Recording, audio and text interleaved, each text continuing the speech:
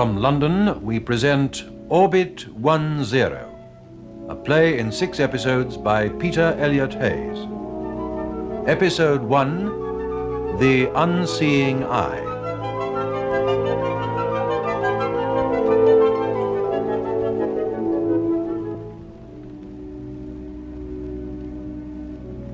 In Fleet Street, they say a good story gets its facts across. So facts it's going to be. My name's Tom Lambert, and I work in a daily paper that maybe came through your letterbox this morning. It's a good many years now since I wrote my last article on the cosmic noise and what followed. But it's my belief that the whole inside story never was told. That was why a few weeks ago I tracked down the man who lives with the whole truth, Dr. Petrie. I found him in an Oxfordshire village. He's retired now. And we talked about the old days for a long time. I came away with an empty notebook, but not empty-handed. I have here 6 reels of recording tape which Dr. Petrie lent me. His own recordings made 10 years ago, dictated by him, alone in his study, remembering. I've played these tapes. It's all here, better than I could tell it. Our glimpse across a weird threshold on the rim of space, where there should be nothing but eternal frozen darkness, yet where there was something more. We're going to hear the first of the Petrie recordings. For the moment, I need do no more than press the switch and let Dr. Petrie and the facts speak for themselves. Ready? Notes, first reel. My name is John Hayward Petrie. I'm a doctor of science, and my purpose in making these observations is to... Oh, hang it, I can't lecture to a machine. I'll do this my own way or not at all. Now, where to begin? I must go back. Kensington, London. Some years ago, the old Imperial Museum in South Kensington was turned into the Commonwealth College of Science. It worked well, the college. Some of the old vision of empire must have lingered, though, because there was a department to study a new potential empire, space. The School of Astrophysics. East wing, 3rd floor, quite handy for the canteen. I was its head in those days, and a keen crowd we were. It really began on a grey November day in the college's 2nd year. I was lecturing my course that morning, and among the heads bent dutifully over notebooks were 2 that, with me, were to experience things that would make us doubt our sanity. But none of us knew that then.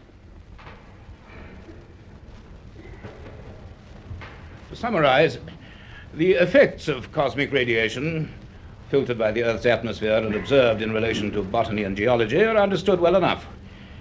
But the source of these radiations remains one of the best guarded secrets of the universe. That'll be all for today, ladies and gentlemen. We shall not now meet again until next January, by which time I trust I shall have received an admirably learned thesis from each one of you. Good morning.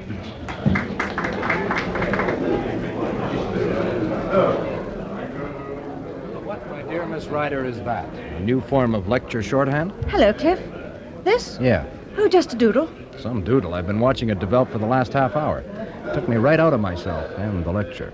Well, if anything, it represents the state of mind of a second-year student with 2 months to produce a thesis and who hasn't a clue for a subject. Sure, Liz. Me too. Well, that wraps it up for this term. Do we drown our sorrows in canteen tea? I think we do. Let's go before the queue reaches halfway to Marble Arch. Don't forget your notes, Cliff. You're going to need them. Don't remind me.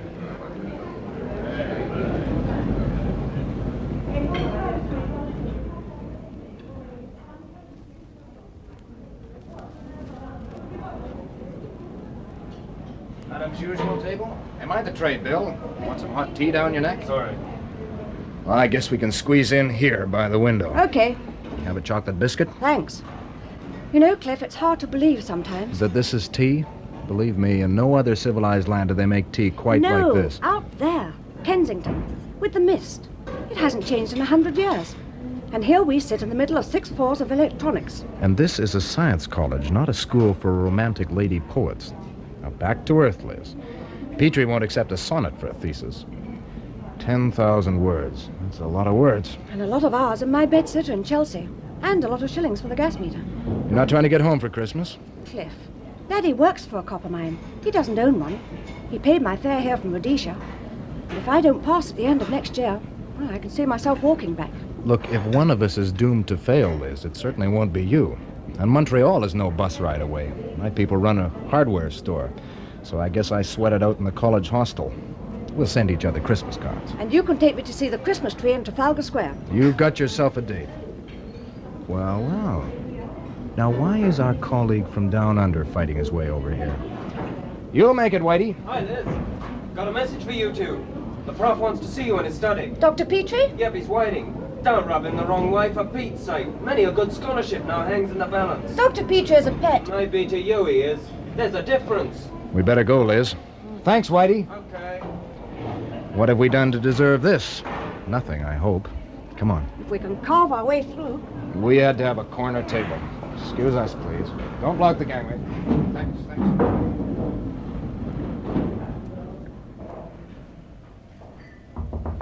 Come in. Ah, Mr. Boyd, Miss Ryder. You got my message? Yes, sir? Yes, sir. Good. Sit down, please. Thank you, sir. Now, I have your course records here. I've been glancing through them. They may not on the whole suggest that you're the two most brilliantly gifted students of your year. We don't think so either, Doctor. We just hope we're good enough to get through all three. Yes. Still, you do have something that's rare even here. Inquiring minds. Now, look here, if neither of you are committed for Christmas, how would you like to spend it 80 miles out in the Atlantic? The Atlantic? Well, not afloat, on an island. Well, sir, I guess... But we have theses to get started work on. Well, perhaps the two can be combined. I have a letter here from an old colleague of mine. Yes, Professor Campbell McLaren. He's in charge of the radio telescope that three of our universities built between them. The one in the Outer Hebrides? Yes, it's on the Isle of Scara, about 40 miles west of Barra. It's a very powerful apparatus, more adaptable than the one at Jodrell Bank. McLaren's been working there in splendid isolation for 2 years, studying cosmic radiation. Has he made any progress? Well, McLaren is the least excitable person alive, and that's why the voluble style of his letter puzzles me. However, the point is, he wants a second opinion on some findings. He suggests that I spend a few weeks there and bring a couple of students to assist. You can make observations, take notes, and I will accept in exchange 7,000 words on radio astronomy, but not Great. one less. Well? I'd love to come, sir. I'm not asking what you would love, Miss Ryder. I wish to know if you feel you would benefit from an insight into field research. I mean, yes, I think it would be very helpful. Good. And what about you, Mr. Byrne? I'm glad if you'll count me in, too, sir. I was reading about the Scara telescope in the Scientific Journal. It has a range of 5 billion light years and can detect the fastest receding galaxies. I'm not unaware of those facts, Mr. Byrne. I wrote that article. Sorry, sir. Well, now, I shall be leaving in 3 days' time. McLaren mentions November gales and advises thick clothing. I'm purchasing a garment called a duffel coat, in which I shall look quite ridiculous. He does also mention some other work outside the laid-down program. In his own well-chosen words, some wee backroom messing about, which should be right up your street. Well, we shall see. Please meet me at Euston at 8 p.m. on Monday evening. Right. I'll make the travelling arrangements. Thank you, sir. Fine. Now, I really have a great deal of work to do, so good morning to you. We'll be there. Goodbye, sir. Good morning, Dr. Petrie. Good morning. Well, how do you like that? Is that character a sheep in wolf's clothing or the other way around? Now and then he gets to be almost human, but not for long. He's just a bit shy, that's all. Shy? Oh, sure, and modest, too, like your Dr. Johnson was. Now, come on. We've got a lot to do before Monday. Yes, let's go.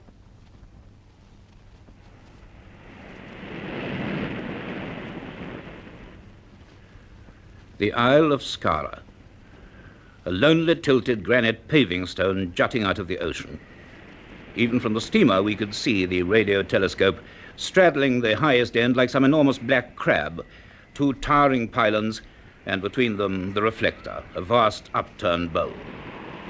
We went ashore at Kirkuish, the only harbour, and the only village. The island's only taxi rattled us up steep lanes and across windswept moorlands where sheep huddled behind crumbling flint walls. It left us at the very foot of the telescope, and then it scuttled away as if nervous of the brooding monster it had dared to disturb. The 3 of us gazed up in silence. The wind whined through the 2 tall lattice towers. Slung between them in a cradle of girders, the monstrous hollow eye gazed coldly at the leaden sky. Only this steel creature was blind. It saw by listening. It was almost a relief to see the homely, white-haired figure of McLaren trotting down towards us in a flapping overcoat. Hello there. Grand to see you again, Hayward.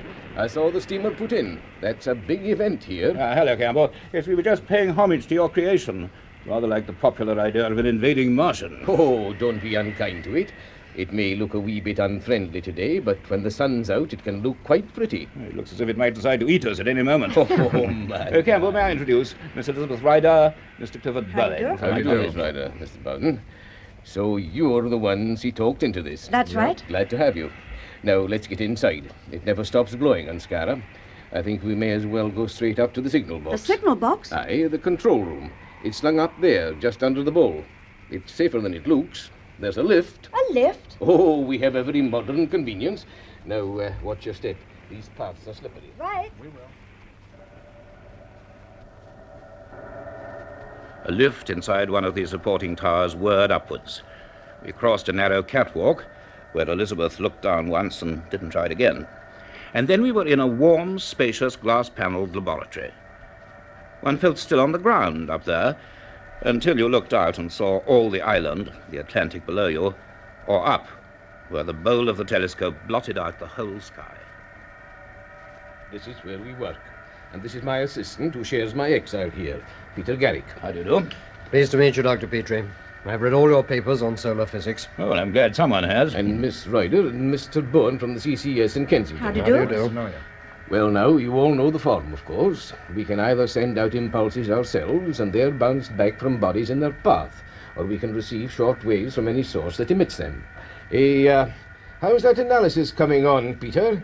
Is Alpha Centauri still complaining? Yes, quite a disturbance. It's coming through very steadily. We're tracking one of our celestial neighbors, the star Alpha Centauri, a mere 5 light years away. He seems to be having a little cosmic indigestion, throwing out masses of white-hot hydrogen. Like to hear him doing it. Love to. Let's have the audio range, Peter. Right. I'll bring him in.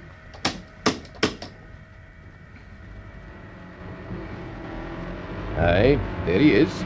The sound of a furnace hot enough to shrivel the earth, but too far for any ordinary telescope to see. Of course, we're not hearing the physical activity, just the radiations it gives off. Yes, quite so. Swing off to a general bearing, Peter. Let's have the third program for a change. Anything in particular? No, the full orchestra. Right.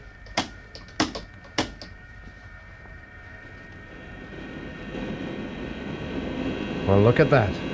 The bowl up there's turning, and we're going with it. The whole structure is mounted on a circular track. There are 20 electric motors driving this lot. When we're observing, the whole thing creeps automatically. I see. It has to, of course, to counteract the Earth's rotation. Yes, quite. This bearing ought to give us a fair selection. Just a moment.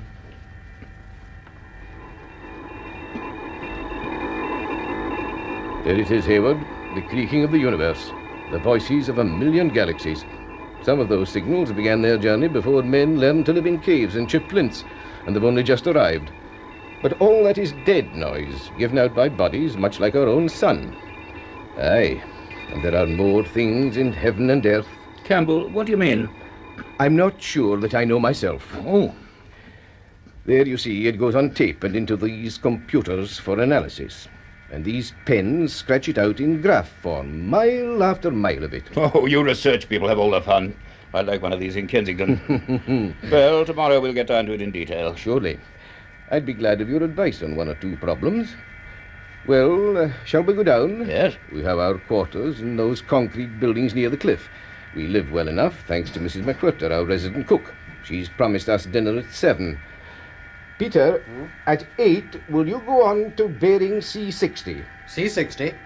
Tonight, sir. Yes, tonight. Very good. I'd hang on to the handrail when you get outside. The wind seems to be getting up. One of our problems is the rain that collects in the bowl. On a bad day, the drainage ducts have to cope with something like 6 tons of water.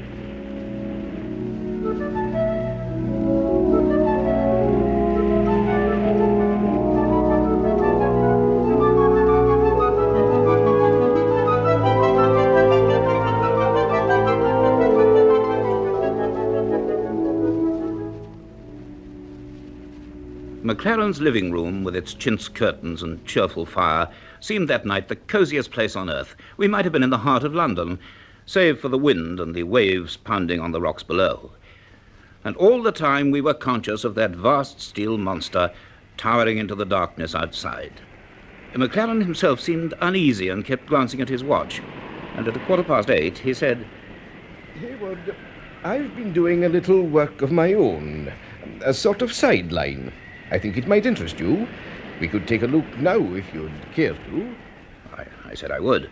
So McLaren led me out of the concrete block, and we dashed through the rain to another which housed the electric generators, then down some bare steps into a series of basement rooms.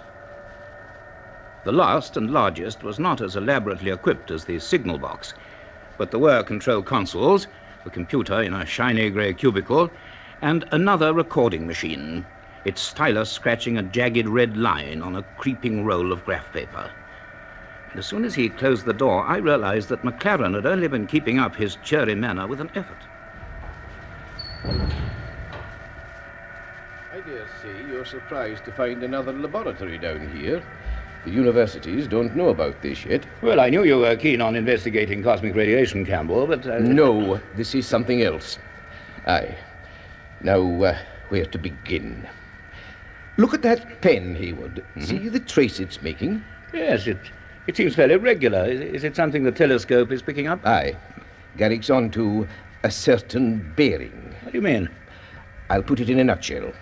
A year ago, we noticed that a very persistent signal kept breaking in on our other recordings. Oh? We put it down to meteor showers or the like. Then one day, for something to do, we focused accurately on them and recorded them for several hours. Garrick was curious about the results, so we fed them into the computers. The usual variations emerged. But this time, they were in the form of a regular pattern. No, but that's impossible. Cosmic emanations are either continuous or intermittent. There could be no system. Unless... Aye, unless what? Well, unless they were from some artificial source, in some way being, well, transmitted. We made more recordings and more. We analyzed, compared sequences, and soon we had no doubts at all. There was form and system. No. There could be only one thing, a means of communication.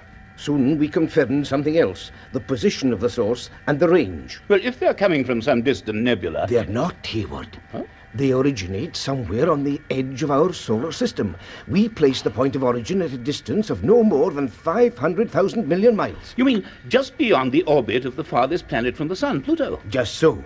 The edge of outer space. Good. Listen to this. Hear it for yourself.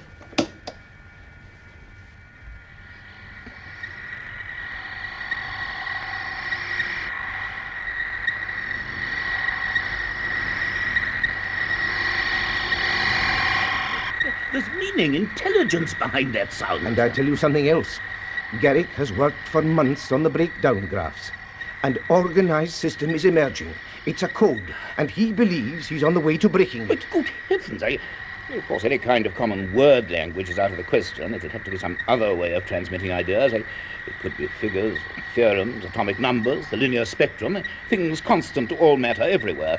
Mathematics, after all, is a universal language. Just so. Good heavens, You know, if we're right, Hayward, this is an event of tremendous importance. Have you made any statements? No. Communication with some other intelligence beyond the Earth. We've got to be very sure. Look, Campbell, this is fascinating. I must go over it with you in the smallest detail. Once we can find the basic key, that's a voice we are hearing, a small voice speaking to us across space. We must learn to understand it. We must.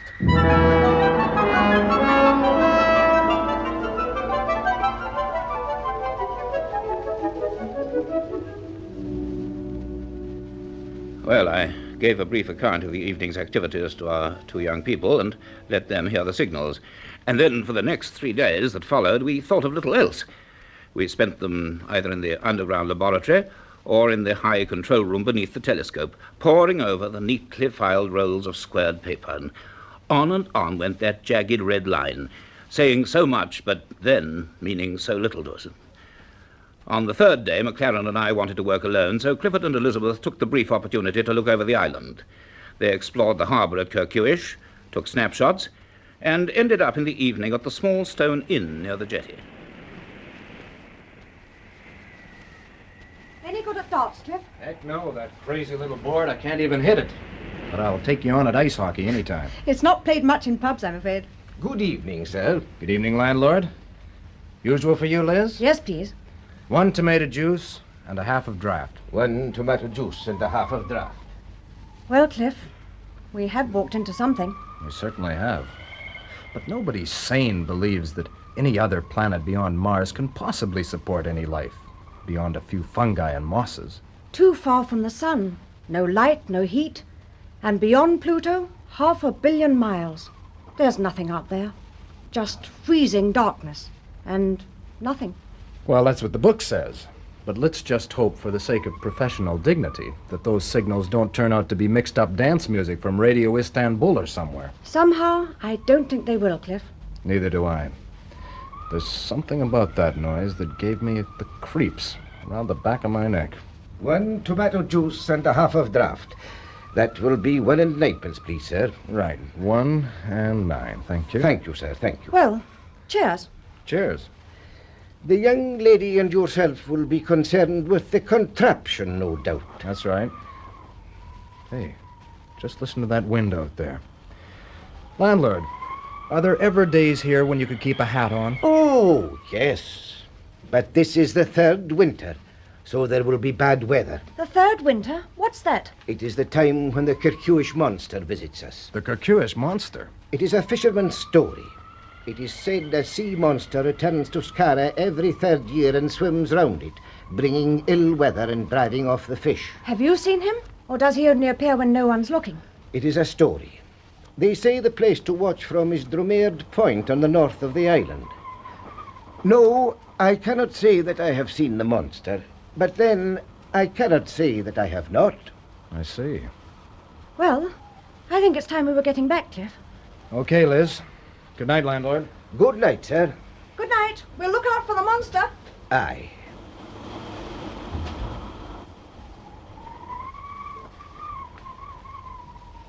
Seamus.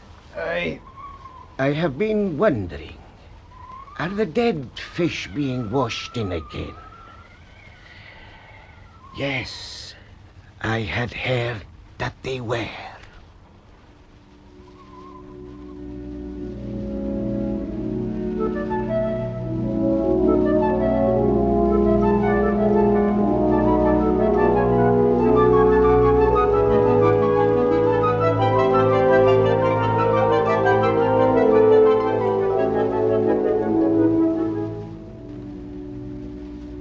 Our work continued.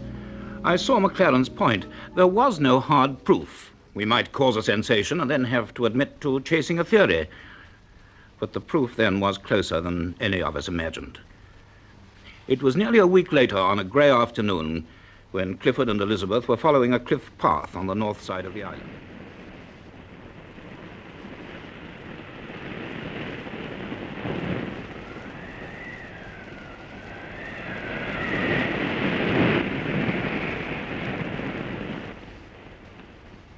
So this is Dromaird Point.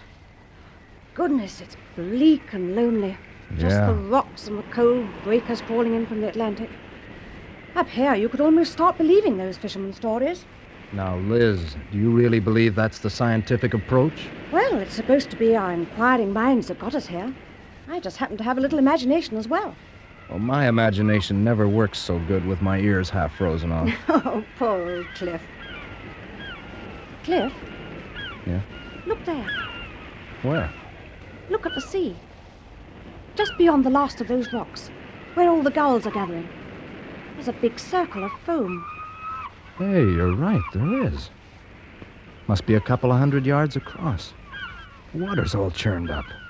Almost looks like it's boiling. Which today I would say is unlikely. Did you hear that? Yeah, and I felt it through the rock we're standing on. I'm sure it's coming from out there.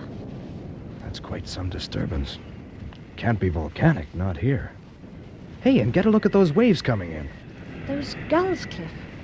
Which fish they're diving for? They're snatching them from the surface. They look as if they're dead ones. Yeah, they sure do. Hey, Liz, you know that spot isn't far below the tide line. And the tide's going out. Now, I reckon it'll be uncovered in another hour. We could walk out to it. Sure, let's do that. Let's stay around for a while and do it.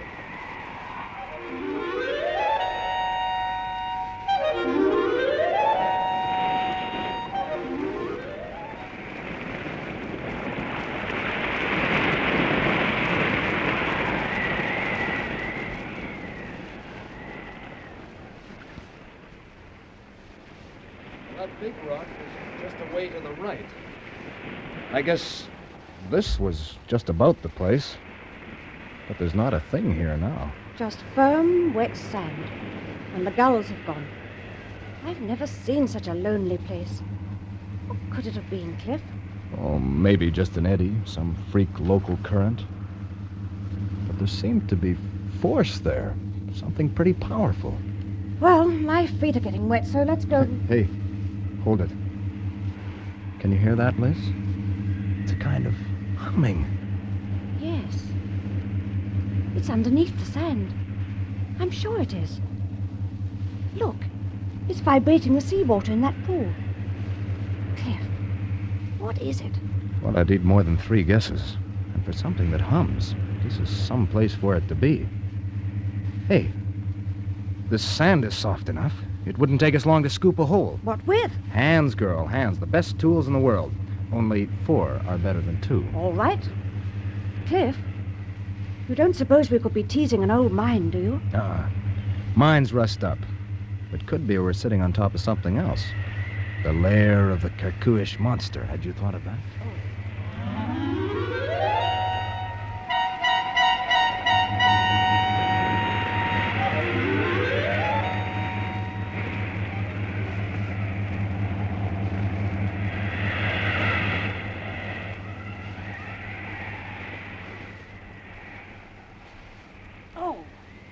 Well, what is it? Oh, a great fat lugworm. Oh, it's hopeless. As fast as we make the hole bigger, it fills up with water. I'm getting soaked. We need spades. Well, it can't be down so deep. Try and keep going, Liz. Oh, there goes a nail. Cliff, I broke it on something hard. Hey, just let the sand settle. Yeah, do you see it? There's some kind of curved edge. Let me get down there. It goes down quite a way. It looks like a circular metal plate. It's covered with tiny shellfish. Yeah, marine crustacea. Sea deposit. Must have been submerged for years. Now we're getting to it, Liz. You feel that vibration? The thing's going like a dynamo. Cliff, don't touch it anymore. I don't like it. You can see what it is now, can't you? Yeah, I guess so. The end. It's about 3 feet across, and it runs quite a way under the sand. It's a cylinder. An enormous, great cylinder.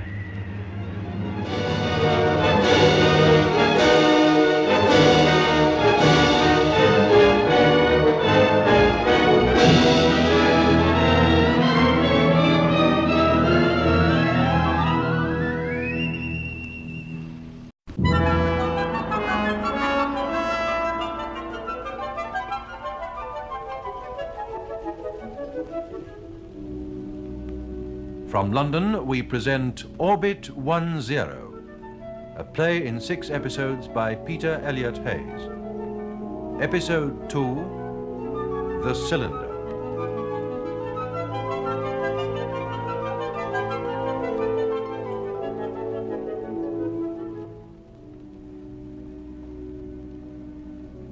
This is Tom Lambert. You've now heard the first of the tape recordings made by Dr. Petrie. In it, he described his visit to Scara in the Hebrides, where Professor McLaren was in charge of the giant radio telescope, the strange pattern of signals that were being monitored, and the finding in a lonely cove of a vibrating cylindrical object. Already the thing we would come to fear was taking shape. In this, the second recording, Dr. Petrie continues his notes from that point. Notes, reel 2. Where was I? Oh, yes, that blustering day on Scara. McLaren and I were at work in the underground monitoring room when Clifford and Elizabeth returned from Dromede Point. Returned with a curious account of a cylinder buried under a beach. They seemed so impressed that we took McLaren's ancient car and drove round the coast to see for ourselves. Before we left, Clifford insisted on collecting 4 spades. There was the cold, deserted bay and the beach. We were led down a cliff path and shown a spot where they'd scratched out the sand.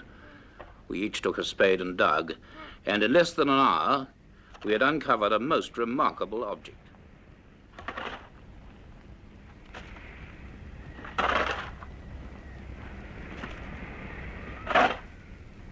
Well, what on earth would you make of that, Haywood? It's a cylindrical shape, all right. 3 feet in diameter and about 8 feet long. But what it is under all that incrustation... Could it be some kind of natural formation? Well, it's very regular. It almost looks like part of a pillar. But this is hardly an archaeological site. Clifford, you say you heard a humming sound. Well, yes. I guess it must have stopped while we were away. But Liz heard it, too. And there was that disturbance while the sea was still covering it. Yeah. Very curious. Well, what now? The tide will cover this spot again before long. Well, we've enough on our hands, but I suppose this is worth spending a little time on. Though what we can do here... Hey, can I make a suggestion? Go ahead. I noticed a crane truck back at the telescope. Yes, the transporter for heavy equipment. Well, the road meets the beach farther along. So it does. The crane and maybe some chain tackle. Well, look, I've driven bulldozers back home. I guess I can handle that. Well, it's the only way we'll ever get this thing out. All right with you, Campbell? Yes, of course. Very well. It's your operation, Clifford. Oblige me by not breaking your neck over it. No, sir. Or that crane, because that's something the college will have to pay for. I'll be careful, sir.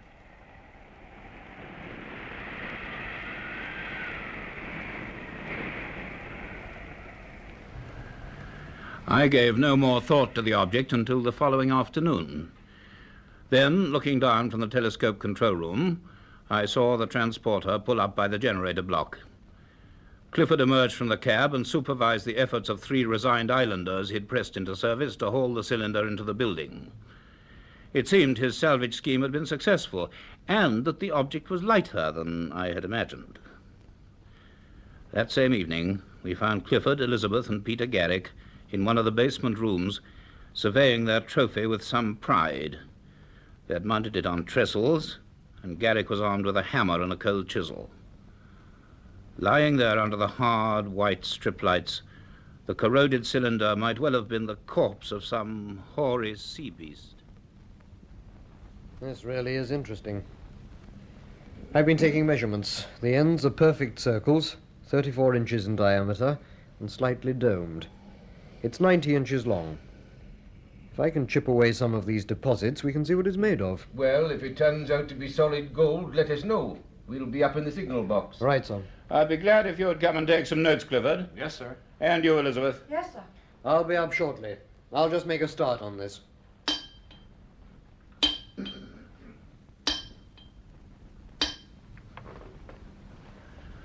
Leaving young Garrick chipping away, we went up in the lift to the glass-walled control room beneath the vast bowl of the telescope. And again we watched the dancing green traces on the oscilloscopes and listened to those thin, insistent signals reaching us across 5,000 million miles of space.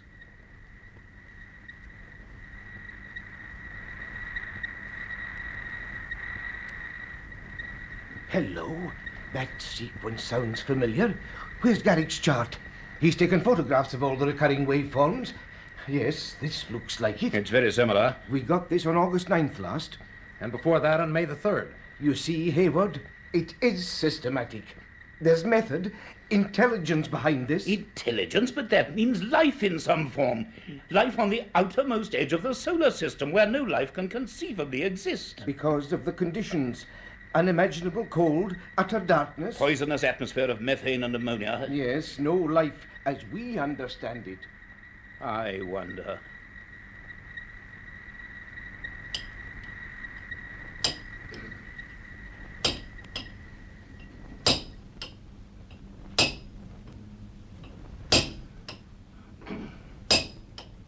Another layer underneath. grey like fused metal. And hard. Can't make a mark on it. It beats me how a thing like this came to be on the... What? Oh, yes. They said this happened before. Must be some kind of stored energy inside. What was I going to... I can't think. Was it... Oh, it's cold. I suppose I ought to... What? What's that? How did it get in? I must get through to... Ah!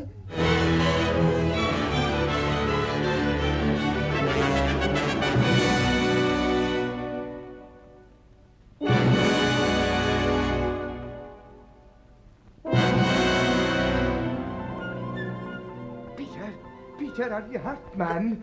Look at his hand. Gary, can you hear me? What happened? Oh, the mist. Cold. Oh, it's you, Doctor.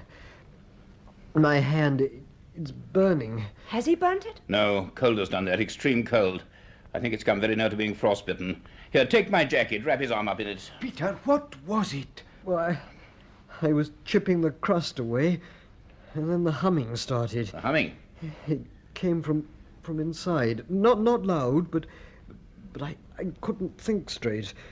And then suddenly there was a kind of fog everywhere. Fog? I leaned against the cylinder, and it was like touching a red-hot stove. And after that, I don't know. You reached the alarm bell, laddie, and passed out. We saw that vapor too when we came in.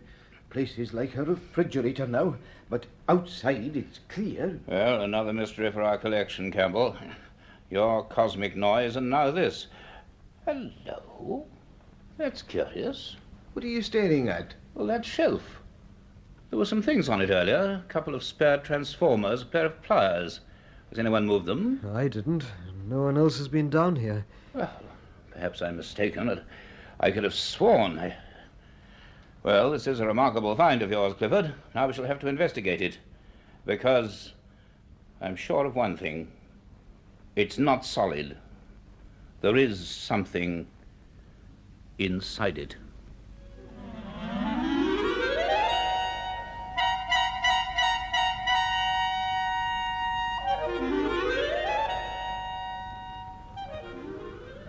Later that night, we held a conference. The cylinder clearly possessed some disturbing properties. At Kirkhuish, there were no facilities for investigating it thoroughly, but in my own modern laboratory at the college, well, with some regret, I proposed that we return to London and somehow take the cylinder with us. And McLaren agreed. He was as curious as myself, but could spare no more time from his study of the signals. Well, a lot of arranging had to be done, but Clifford and Elizabeth did their share, and 3 days later we left Scara on the island steamer. The cylinder went with us, cradled in straw and enclosed inside a stout crate. Even as I watched it being hoisted aboard at Kirkhuish, the case swinging from the derrick had an oddly forbidding appearance. Why I should have felt that then, I don't know. But all the way back to Glasgow, it was just a confoundedly awkward piece of luggage. However, eventually we were relaxing on the express to London, with our trophy safely stowed in the luggage van at the rear of the train. Out of sight, but hardly out of mind.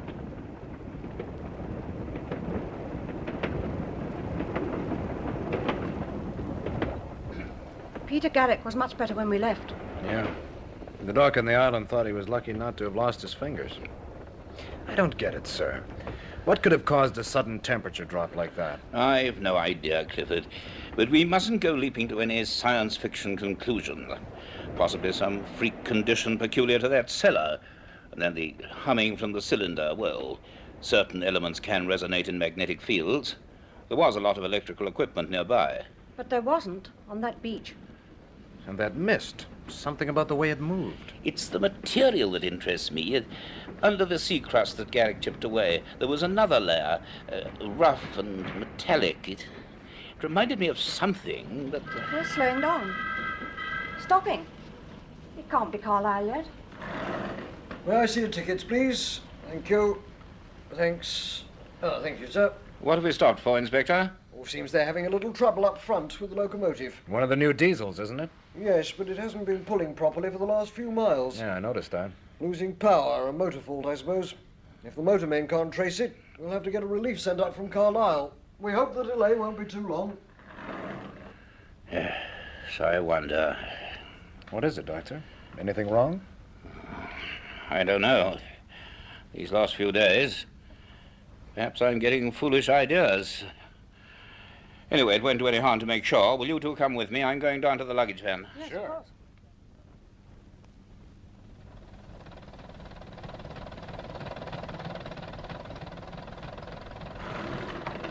Just a moment, sir.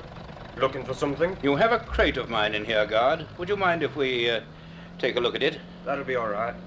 That big fella, isn't it? Machinery of some sort. Machinery? What makes you think that? Oh, I heard a sort of humming sound noise some way back. Where? Oh, it seemed to be coming from the case. Thought perhaps some electrical gadget had managed to switch itself on. Stopped after a bit, though. Hey, here it is. Hasn't exploded anything. Just the same as it was when it came aboard at Glasgow. Cliff, it isn't. The crate's a different colour. Why is the wood white like that? Search me. Funny sort of weather, this. Of course, you get all sorts up north this time of year. But it turned so blooming cold in here about quarter of an hour ago. Had to put my coat on. Fair nipped my ears, too. Oh, we're off again. Doctor, it seems to be covered in some kind of powder. No, don't touch it again, my dear. Come away from it. That's not powder. It's frost.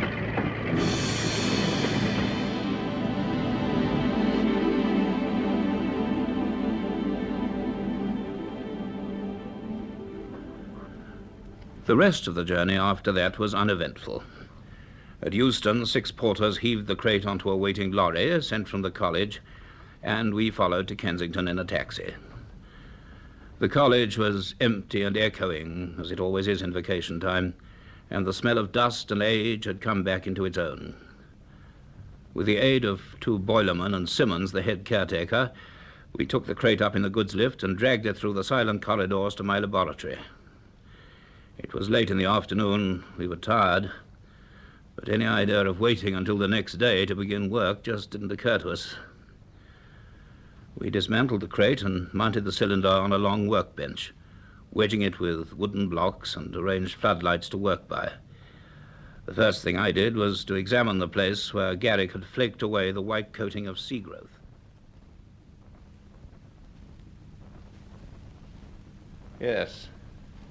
This was the surface before the Atlantic started on it, as it was probably when it first became submerged. Grey, hard, and honeycombed with small bubbles. From these streaks, I should say traces of iron, copper, and nickel. It looks almost like a volcanic rock. Lava. No, this has been fused by a much higher temperature. Now, what... Yes, of course. I know where I've seen this before. On the surface of meteorites. Meteorites? But they get scorched up. Entering the Earth's atmosphere, yes. Well, the condition is similar. Clifford. Sir? Get the keys from Simmons and go down to the engineering department. Okay. Find some mallets and chisels. The heavier the better. What I want to know is, what is underneath this?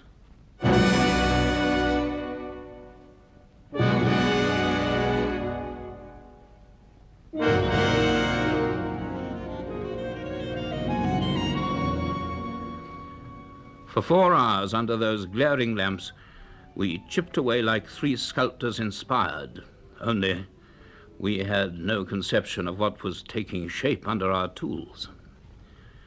Beneath the outer crust was a solid layer an inch thick of fused mineral matter. When we had cleared one end of the cylinder, we attacked that. And that, too, we eventually got through to bare metal, bright silver, a metal cylinder. Our basic question was answered. It cannot have formed naturally.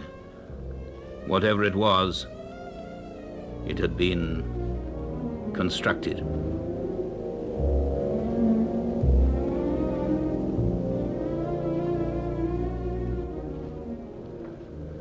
For a long time we contemplated that smooth, gleaming surface. We had no suggestions, no theories.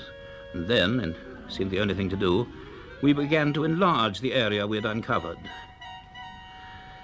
Outside, the lamps came on in Cromwell Road, and theatre-bound taxis hustled on their way. By 8 o'clock, we had bared one entire end of the cylinder. There it lay, bright under the lights, like the end of a monstrous metal cigar case. At 8:10, I laid my mallet and chisel on the bench.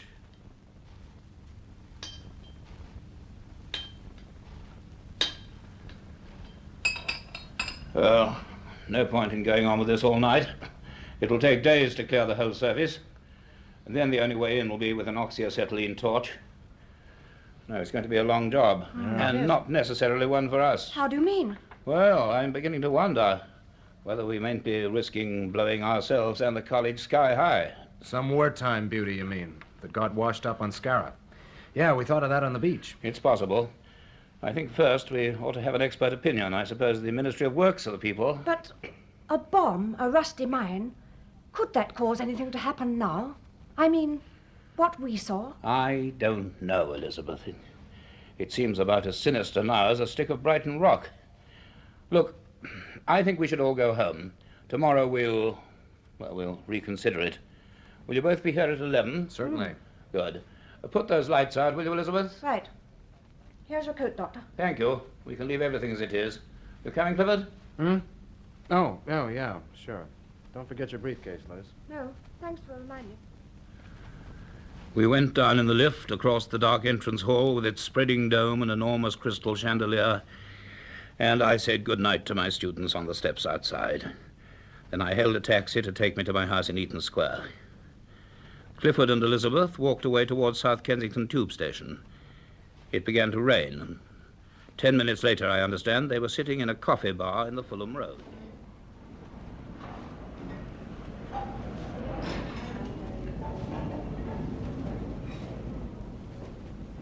Oh, heck. How do sculptors keep at it? My chisel arm's stiffening up already. Well, what now? 8:30. You can take me to the pictures if you like. A movie at this time? Liz, you surely can throw off the cares of the working day. No point in brooding over this.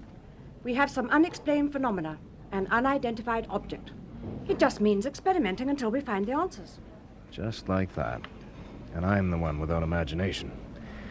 Me, I keep thinking of that enormous great thing sitting up there like an overturned idol. Almost as if it's watching us. How silly. Just a slab of metal. Yeah. You know, Petrie didn't notice it. Could be just a scratch. On the other hand, if there is a way in... What do you mean? Well, I guess I should have mentioned it to the prof. I'm never going to sleep with this on my mind. And it won't take long to check. You coming? Where to? Back to the college. What, now? Yeah. Simmons will open up for me. Just a question of whether it's a line or a crack. A line or a crack? Yeah. Come on.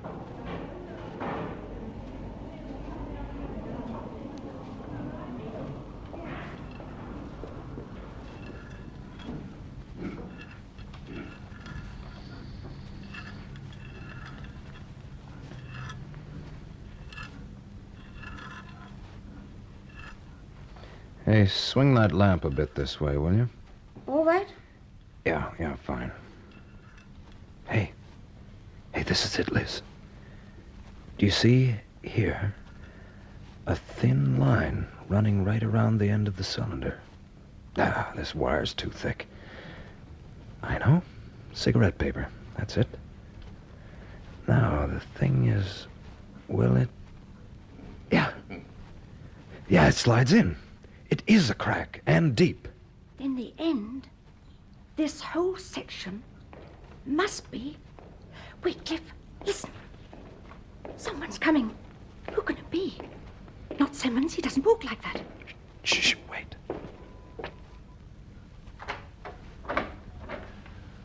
Well, it would appear that great minds do think alike. Dr. Petrie, we had no idea you were... Coming back? Neither had I until I got home and tried to forget all this. What an odd thing curiosity is. For some reason, I felt this shouldn't wait. You do, I imagine. Well, not exactly, sir. I noticed this earlier on. What? This hairline around the circumference. I've tested it, and it's a crack. A crack? Yeah, so this whole end section could be kind of a plug. It could come off. Well done, Clifford. This is important. You see, it won't move or turn, Yeah.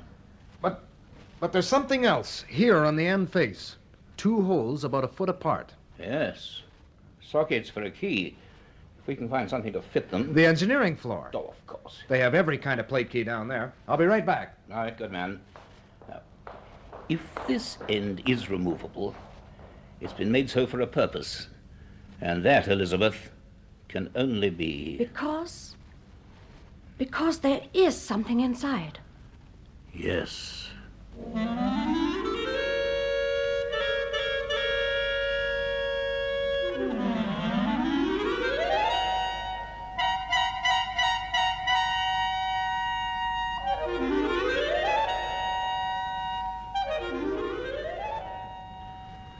It seemed an age before Clifford returned with an assortment of bright steel keys. We found one that fitted the sockets exactly. Even as I felt its grip, I hesitated. Should we go on? Should we take a calculated risk? Looking back on that night, I can understand why none of us seriously considered doing anything else. We understood so little then. Clifford and I hauled on the key. After a few seconds, the whole end of the cylinder began to turn. A few inches, and then it stuck. We threw our weight on it, and then it was turning freely. A fine, polished thread crept slowly into sight. The gap between the plug and the casing steadily widened. I think we're nearly there. Better be ready to catch this when it comes clear. Yes, turn slowly. Now, Elizabeth, stand back, please. Clifford, stop a moment. Something wrong? I want to listen. Escaping gas. Anything. No, nothing. All right. Go on, very slowly. Yeah. It's coming. Now hold it, don't let it drop. I've got it. Now let it down. That's it. Elizabeth, quickly. Can you see anything? It's hollow. There's a cavity. But it seems to be empty. What? Yes. A hollow barrel about 18 inches across. Hey, look at the thickness of that casing. 9 inches of solid metal at least. Oh, this doesn't go in very far. There's something blocking it. Elizabeth, bring that lamp down here. That's it. Now. Yes. The hole goes in for about a foot, and then just a shiny surface. It looks like glass. Green. Listen. There it is. That humming. Is that what you heard before? Yes, but much louder. I don't understand it. This enormous thing and nothing inside, but... Unless... Bring the lamp nearer.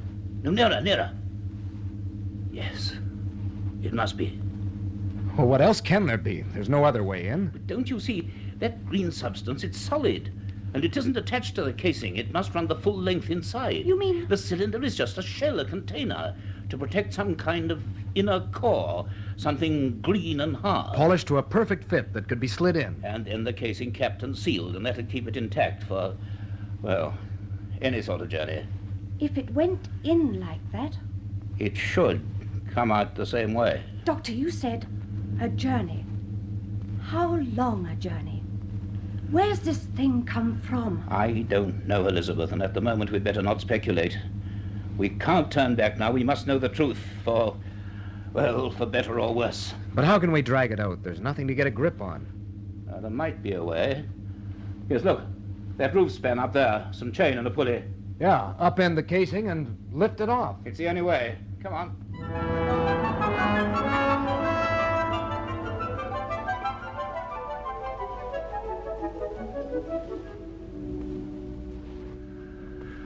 We worked feverishly into the early hours.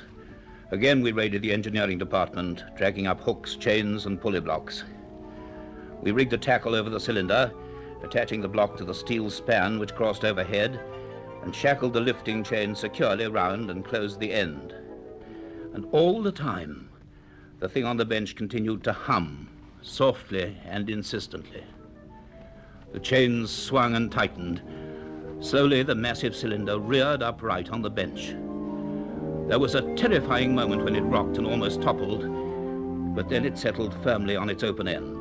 There was a slither and a thud. The core had shifted. We went on dragging at the chain. The pulley clattered and our hands became slippery with grease. With nerve-wracking slowness, the casing rose, exposing inch by inch the thing it contained and guarded.